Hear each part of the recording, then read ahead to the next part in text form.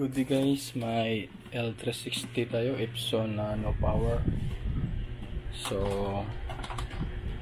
kahit anong gawin natin no power yan, bago itong power cord sa akin to, kaya wala tong problema. So yung mga ganito no power, either motherboard or power supply. So i-troubleshoot natin to guys. Buksan ko lang to.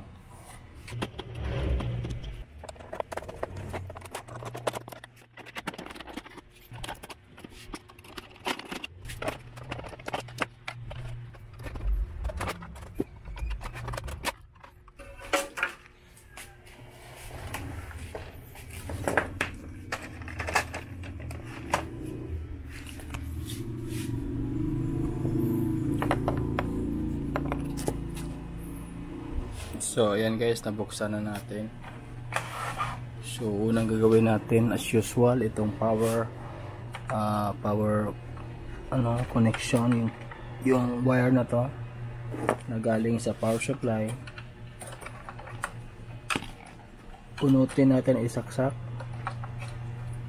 at kailangan na may marinig tayong spark, at wala na tayong narinig na spark. Ibig sabihin patay na yung power supply. Kunin na natin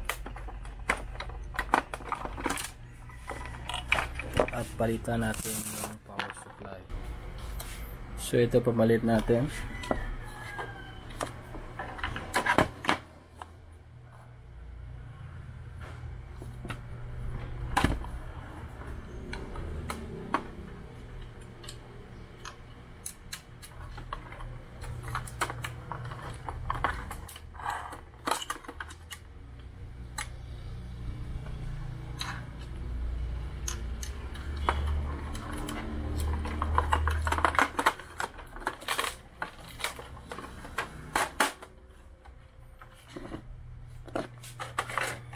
Saksak natin guys.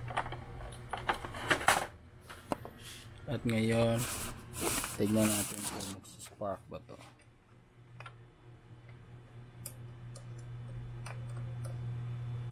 Ayun.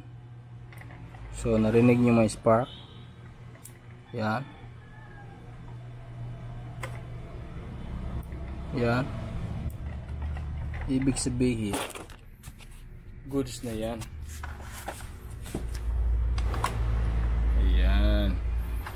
Pero syempre mag-e-error yan dahil walang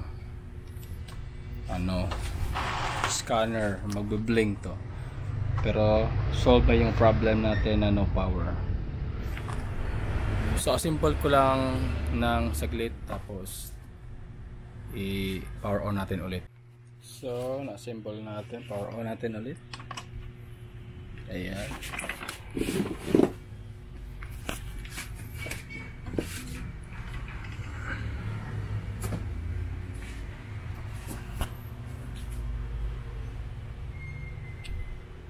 So goods na ni guys, kasi na power yan kanina. Ngayon okay na.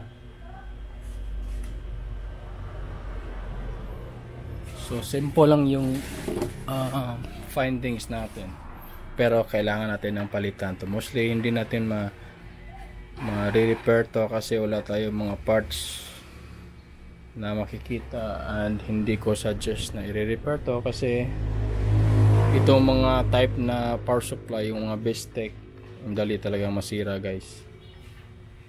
So don't forget to like and subscribe. Okay na yan. Peace.